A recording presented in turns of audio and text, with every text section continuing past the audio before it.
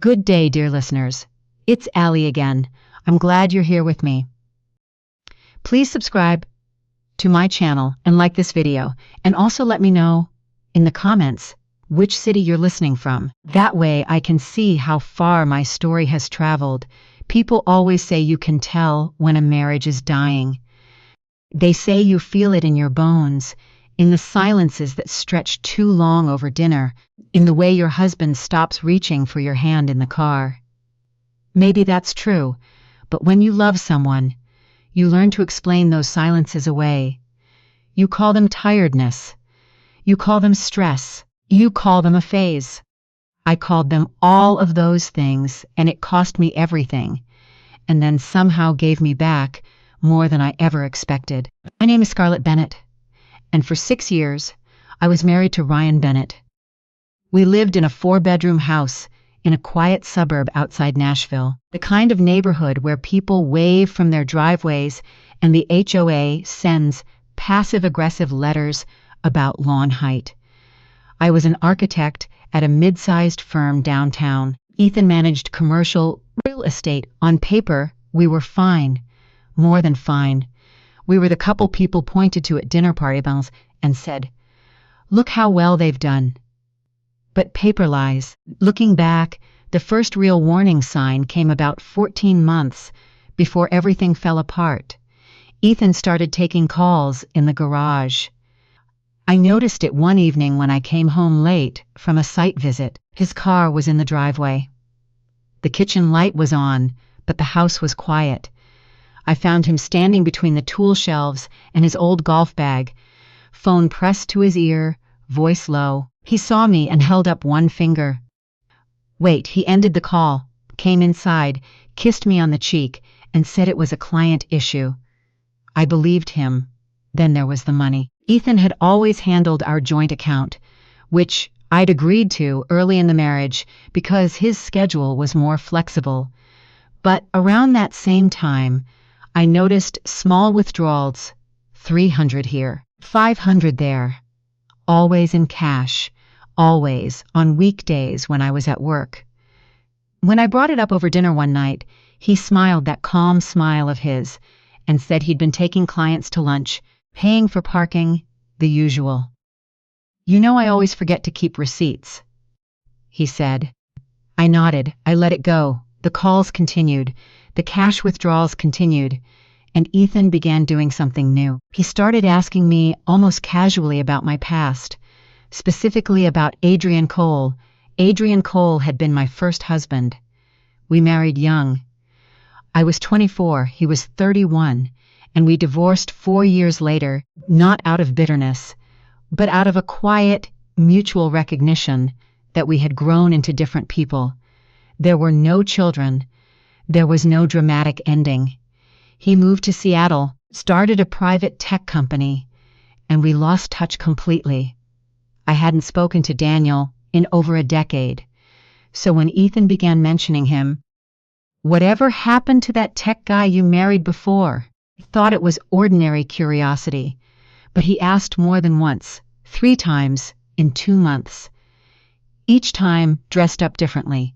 A joke, a passing comment, a question buried inside another question. I thought it was jealousy. I thought it was insecurity.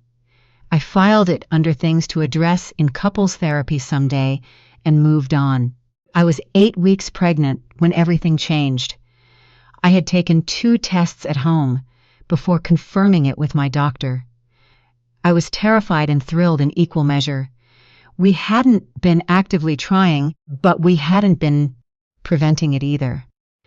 And I had assumed foolishly, I now understand, that Ethan and I were on the same page about wanting a family. I came home on a Tuesday evening with a small gift bag, a onesie that read, "Little Miracle," and the printed ultrasound photo tucked beneath it in tissue paper. I remember every second of what came next. Ethan opened the bag. Ethan opened the bag. He looked at the onesie. He looked at the ultrasound.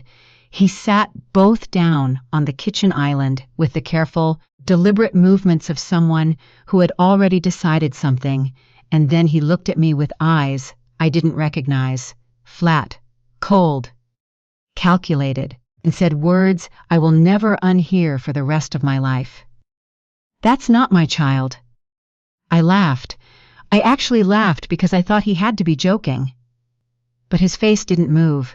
He said it again. He said he knew I had been unfaithful. He said he had suspected it for months. He said he wanted me out of the house that night. When I tried to speak, tried to reach for him, he stepped back, like I was something he didn't want to touch. By 9 Lysile that evening, I was sitting in my car in a grocery store parking lot 2 miles away, the onesie still in the gift bag on the passenger seat, with nowhere to go, and no idea what had just happened to my life. I sat there for a long time in the dark, and I asked myself one question over and over. What does a man who has been happily married for 6 years do when he finds out his wife is pregnant? His very first reaction is absolute certainty that the child isn't his. I didn't have the answer yet, but somewhere in the back of my mind, a small, cold part of me had already started looking for it. I slept in my car that night, not in some dramatic movie scene way, not curled up in the back seat with a blanket and tears streaming down my face. I sat in the driver's seat with the heating on because it was February, and Nashville winters can still cut through your bones at night. I didn't cry for a long time. I just sat. By midnight, I had done the accounting. I had roughly $600 in my personal checking account, became rich in silence. I had transferred most of my savings into our joint account over the past 2 years because Ethan had suggested it made bill paying easier. My laptop was inside the house, my work files, my drafting tools, 3 weeks of project notes, all inside the house. My health insurance was tied to Ethan's employer plan. I was 8 weeks pregnant with no independent insurance, no accessible savings, and no key to a door that didn't belong to my husband. And then I realized something else. Ethan hadn't accused me randomly. He knew something about Adrian Cole, and whatever it was, it had terrified him. I pulled out my phone and searched Daniel's name. His private tech company had been acquired 2 years earlier. The exact numbers weren't public, but the acquisition was massive, bigger than I had imagined. There were business articles, interviews, and then almost nothing after that. Daniel had disappeared from public life. Deliberately, I stared at my phone screen in the dark parking lot. What did Ethan know that I didn't? And how long had he known it? The next morning, everything changed again. A lawyer called me. "Mom," he said carefully, "your former husband, Adrian Cole, passed away last year." I stopped breathing for a second. "He left you his estate." I thought maybe I had heard him wrong. "How much?" I asked. There was a pause. "Approximately $58 million. My hand tightened around the phone. "But there is one condition." I sat there in complete silence. The lawyer continued speaking, but for a few seconds the words barely registered. $58 million. It didn't sound real. Nothing about my life at that moment matched a number like that. I was sitting alone in a freezing parking lot, pregnant, exhausted, humiliated, and less than 12 hours earlier, my own husband had thrown me out of our home. Now suddenly, a man I hadn't spoken to in years, had changed everything after his death. But the longer I sat there listening to the attorney explain the details of Adrian's estate, the more another realization started forming in my mind. Ryan already knew. That's why he panicked. That's why he accused me so quickly. That's why he wanted me gone before I had time to think clearly, because none of this had been emotional. It had been calculated. The attorney explained that Adrian had updated his trust months before his death. Most of the money came from the sale of his private tech company and several investment properties he had quietly purchased over the years. The inheritance process itself was straightforward, but I would need to appear in person to finalize the paperwork. After the call ended, I just sat there staring through the windshield. Cars moved around me. People carried coffee into stores. Morning traffic crawled through Nashville like nothing extraordinary had happened. Meanwhile, my entire life had split into two versions. The woman I had been yesterday and the woman I was becoming now. I called a lawyer that afternoon. Her name was Claire Monroe. Sharp, calm, the kind of woman who looked at problems like puzzles instead of disasters. I told her everything: Ryan throwing me out, the missing money from our joint account, the inheritance, the strange questions about Adrian over the past year. And when I finished speaking, Claire leaned back in her chair and said something that chilled me. "He knew before you did." I looked at her. "What?" "Your husband already knew there was money connected to your ex-husband," she said. "Nobody reacts this aggressively, this quickly, unless they already know something valuable is coming." And suddenly, every strange moment from the past year started connecting together. The cash withdrawals, the secret phone calls, the random questions about Adrian, the distance, the coldness. Ryan had been planning something for months. Claire checked our joint bank account while I sat there. Almost all the money was gone, transferred. Overnight, thousands of dollars moved into accounts I didn't recognize. And the timestamp showed. It happened less than an hour after he kicked me out. Claire didn't even look surprised. "That's panic behavior," she said quietly. He thought he was running out of time. The next 2 weeks became a blur of paperwork, court filings, doctor appointments, and sleepless nights. I stayed at my friend Jenna's apartment.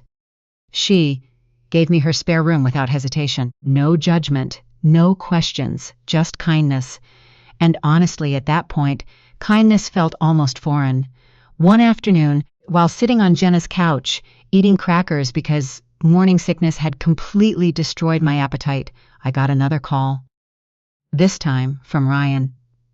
I almost didn't answer, but I did. His voice sounded softer than before, careful, controlled, like someone trying to slowly step across thin ice. "Allie, maybe we should talk." I laughed quietly, not because anything was funny, because suddenly I understood him perfectly. He wasn't calling because he missed me. He was calling because he finally realized I knew. "You already knew about Adrian's money, didn't you?" I asked. Silence, a long silence, then he sighed. "I was trying to protect us." Use that word almost made me sick. He admitted he had heard rumors months earlier that Adrian's company had sold for an enormous amount. Then somehow he discovered Adrian had passed away. After that, he became obsessed with finding out whether I was connected to the estate, and when I got pregnant, he panicked. Because if the inheritance came while we were still together, the divorce would become far more complicated. So instead of acting like a husband, he acted like an enemy. I ended the call after that. There was nothing left to say. A week later, I returned to the house with a sheriff's deputy to collect the rest of my belongings. Ryan stood in the kitchen watching me pack, and for the first time since all of this started, he looked nervous, not angry, not cold, nervous, because the situation had changed. He no longer controlled it. His mother was there too, Linda, a woman who had spent 6 years pretending to like me while quietly judging every decision I made. As I carried boxes toward the front door, she finally spoke. "You're making a mistake," she said. I looked at her. "No," I replied calmly. "I made a mistake 6 years ago." Her face changed instantly. That sweet, polite expression disappeared for just a second, and underneath it was something colder, something calculating. That was the moment I realized Ryan didn't learn manipulation by himself. He inherited it. 3 months later, the truth fully came out during legal discovery. Ryan had searched Adrian's name online repeatedly. He had contacted people connected to Adrian's business, and his mother had even called Adrian's sister, pretending to be a journalist, asking questions about the estate. They had been investigating my ex-husband behind my back for nearly a year. Planning, calculating, waiting. And when they thought money was coming, they tried to remove me before I could protect myself, but they moved too fast. And panic always creates mistakes. By the time the divorce settled, Ryan had lost almost everything. The judge ruled against him repeatedly. He was forced to repay the missing money from the joint account. I kept the house, kept my inheritance, and most importantly, I kept my voice. Ryan never admitted he was wrong. Men like that rarely do. But the prenatal DNA test confirmed exactly what I already knew. The baby was his. From the very beginning, he had destroyed his marriage over greed. Nothing else. My daughter, Emma, was born in July, 7 pounds, dark eyes. And somehow, despite everything that happened, she became the best part of my life. Today, when I sit on the back porch of the home I bought myself and watch Emma sleeping beside me, I sometimes think back to that freezing parking lot, to the silence, to the humiliation, to the fear. And I realize something important. People who try to, you are usually counting on one thing, that you don't know your own value. Ryan thought throwing me out would leave me weak. Instead, it forced me to finally see everything clearly. And honestly, that ended up being the greatest gift anyone ever gave me. So, if you're listening to this while going through something painful, hear me carefully, document everything. Trust your instincts, and never let someone convince you that your worth depends on whether they choose to love you. Sometimes losing the wrong person is exactly what saves your life, and sometimes the people who betray you the hardest accidentally push you toward the future you were always supposed to have.